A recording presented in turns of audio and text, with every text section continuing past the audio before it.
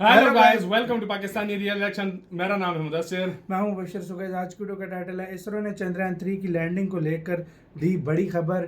भारत में पूरे देश में खुशी की लहर दौड़ गई है। मतलब चंद्रयान 3 की लैंडिंग को लेकर बड़ी खुशखबरी दे दी है। क्या लैंडिंग दी है वो देखने लगे हैं, तो बिना किसी देरी के देखते हैं। कुछ घंटे रह गए हैं, साथ बने रहिए क्योंकि आज ना हमने सोना है ना इस तरह दोपहर को हम सो जाते हैं। आज में। इंडिया में भी कोई नहीं सोया होगा, मुझसे लिख के ले लो। दोपहर को जो सोते हैं वो भी आज नहीं सोए वही होंगे कह रहे हैं ना, क्योंकि आज आज का दिन हमने सो सोना गए है ना, आपको सोने तो आज देना के है। दिन सो गए तो हिस्ट्री क्रिएट करता है, फिर कौन देखेगा। कौन हाँ भाई, देखेगा, तो वाकई बिना में। किसी देरी के देखते हैं। ओरिजिनल वीडियो का लिंक मिल जाएगा डिस्क्रिप्शन में, तो स्टार्ट।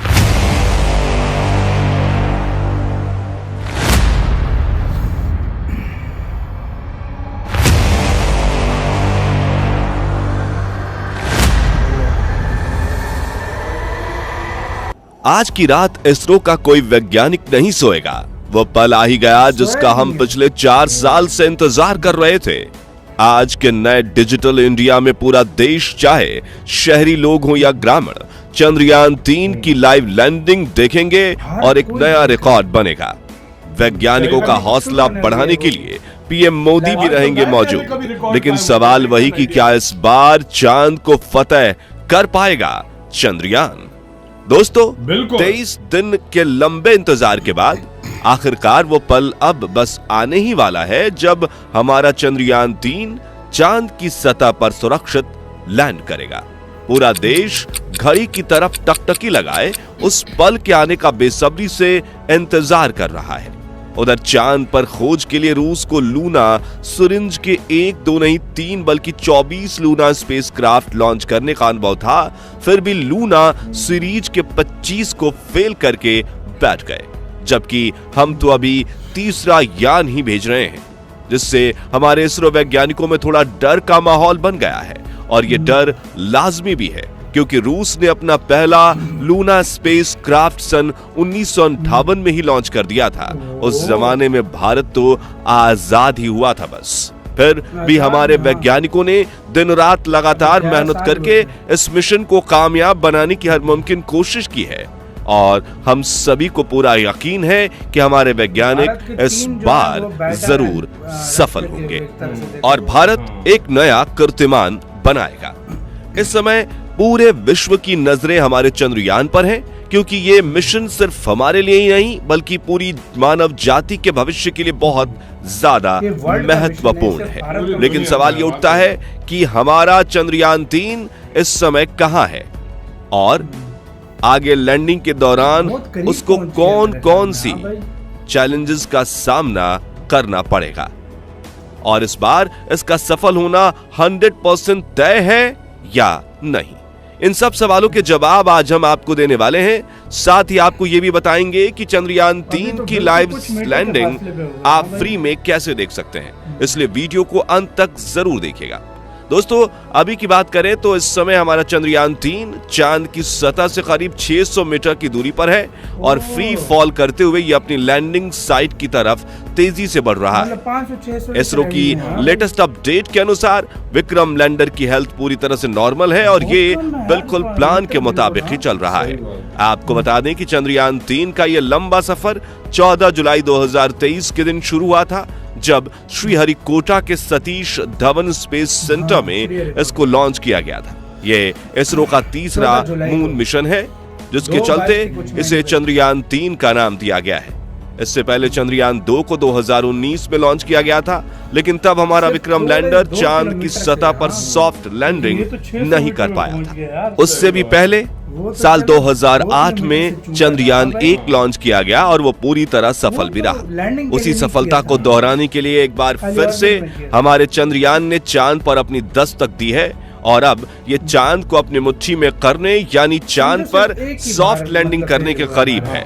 साथ ही इस बार इसका सफल होना भी पहले से ही तय माना जा रहा है। अब ऐसा आखिर क्यों है, ये जानने से पहले चलिए एक बार चंद्रयान 3 के अब तक के शानदार सफर पर एक नजर डालते हैं। तो जैसा कि हमने आपको बताया, चंद्रयान 3 14 जुलाई के दिन दोपहर 2:35 पर लॉन्च हुआ था और हमारे LVM-3M4 रॉकेट ने इसे पृथ्वी के ऑर्बिट तक पहुंचाने में सिर्फ 16 मिनट का समय लिया था। इसके बाद चंद्रयान ने पृथ्वी के 5 ऑर्बिट पूरे किए, जिससे इसे करीब 17 दिन का समय लगा। पृथ्वी का ऑर्बिट कंप्लीट करके 1 अगस्त के दिन ये ट्रांस लूनर ऑर्बिट के रास्ते चांद की तरफ निकल पड़ा, जिसे ट्रांस लूनर हाईवे भी कहा जाता है। यह रास्ता तय करने में इसे 5 दिन का समय लगा, जिसके बाद 5 अगस्त के दिन इसे लूनर ऑर्बिट यानी चांद की कक्षा में प्रवेश मिला। पृथ्वी की तरह ही चांद पर भी इसने 5 ऑर्बिट पूरे किए। बस फर्क सिर्फ इतना था कि हर बदलते ऑर्बिट के साथ पृथ्वी पर इसकी कक्षा बड़ी होती गई थी, तो वहीं चांद पर छोटी होती गई। अपने 5 लूनर ऑर्बिट पूरे करने में इसे 12 दिन का समय लगा, जिसके बाद 17 अगस्त को propulsion मॉड्यूल और लैंडर मॉड्यूल को एक दूसरे से अलग कर दिया गया और propulsion मॉड्यूल को पीछे छोड़ते हुए विक्रम लैंडर बाकी का मिशन पूरा करने के लिए खुद अकेला आगे बढ़ गया। और इसके बाद विक्रम लैंडर की डीबूस्टिंग स्टार्ट की गई, जिसका पहला चरण 19 अगस्त को, दूसरा व आखिरी चरण 20 अगस्त को किया गया। डीबूस्टिंग का मतलब लैंडर की गति को धीमा करके उसे सतह के जितना हो सके उतना करीब वाले ऑर्बिट में लाना होता है। पहली बार डीबूस्टिंग करने पर विक्रम लैंडर 113 गुने 157 किलोमीटर के ऑर्बिट में आ गया। वहीं दूसरी ओर आखिरी डीबूस्टिंग करके इसे 25 गुने 134 किलोमीटर के ऑर्बिट में डाल दिया गया और यहीं से इस मिशन का आखिरी पड़ाव स्टार्ट हुआ। दरअसल इस ऑर्बिट में आने के बाद सबसे पहले हमारे विक्रम लैंडर ने अपनी लैंडिंग साइट को खोजा, जहां इसरो ने इसको लैंड कराने का प्लान किया था और उसके बाद फ्री फॉल करते हुए ये चांद की सतह की तरफ बढ़ने लगा। दोस्तों, ये तो हुआ चंद्रयान 3 के अब तक के सफर का हाल, जो आज हमने आपको बहुत शॉर्ट में बताया। चलिए अब जानते हैं कि इस बार विक्रम लैंडर का सॉफ्ट लैंड करना 100% क्यों तय माना जा रहा है।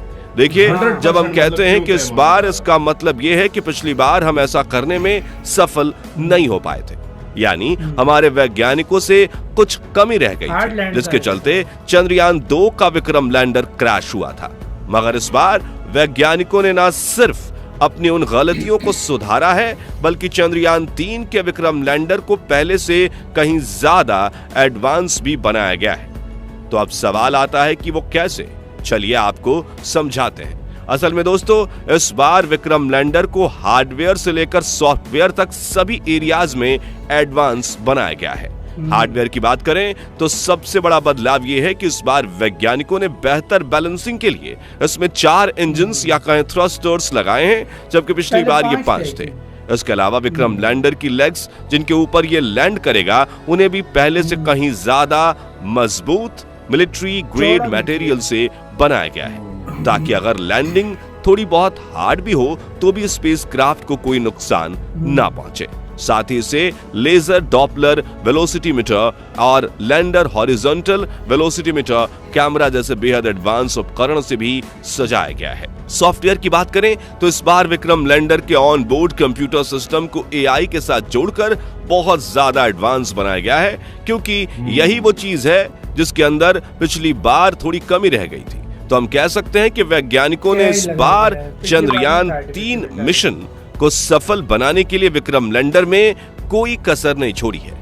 यहां तक कि इसरो चेयरमैन एस सोमनाथ ने खुद ये कहा है कि अगर विक्रम लैंडर के सारे सेंसर्स फेल हो जाएं, साथ ही इसके 2 इंजन भी काम करना बंद कर दें, तब भी ये चांद की सतह पर सुरक्षित रूप से लैंड जरूर करेगा।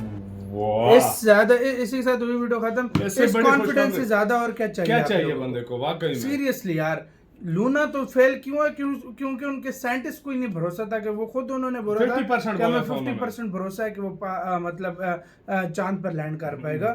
इधर 100% यहाँ तक कि इतना भी बोल दिया गया कि सेंसर और इंजन भी फेल हो गए तब भी ये लैंड करेगा। तो ये कॉन्फिडेंट होता है, क्योंकि देखो अगर कच्ची गोलियां खेल के नहीं बैठा, पूरी दुनिया की उभरती हुई मतलब राइजिंग सुपर पावर है स्पेस के मामले में इसरो, वो कभी भी ऐसी स्टेटमेंट कोई उसका चीफ नहीं देखो देगा। हमेशा मेरी बात याद रखना, जब भी कोई भी मिशन इस तरह का होता है, अगर आप कहते हो ना 100% सक्सेस होगा, उसमें अगर कोई प्रॉब्लम भी आए ना, कोई भी प्रॉब्लम आए, वो बंदा उस जज्बे से उन लोगों को, साइंटिस्ट को पता होता है हमने क्या करना, वो हाँ। अचीव करते हैं, इसके उसको अंदर ठीक करते कितने हैं। तरह के लेकिन प्लान लगाए 50% होंगे, हाँ। अगर जिन्होंने बोला हो तो वो पहले ही कहते हैं उनको पहले ही 50-50 भरोसा चांस है नहीं तो होता। आगे हम क्या जाकर करेंगे। मतलब इसकी मेरी बात समझ 100% रहे हो? चांस है लैंड करने 100% चांस के, है। और हमें पूरी उम्मीद है ये लैंड करेगा। बिल्कुल। आपका गाइस क्या कहना है इस सारे मामले के ऊपर? बहुत बड़ी खुशखबरी है बहुत कि बड़ी मतलब खुशखबरी है, वाकई में। बस कुछ घंटे रह गए हैं यार, बस प्रे करो वाकई अपने में। चंद्रयान के लिए, अपना बहुत ज्यादा ख्याल रखना। तो यार भाई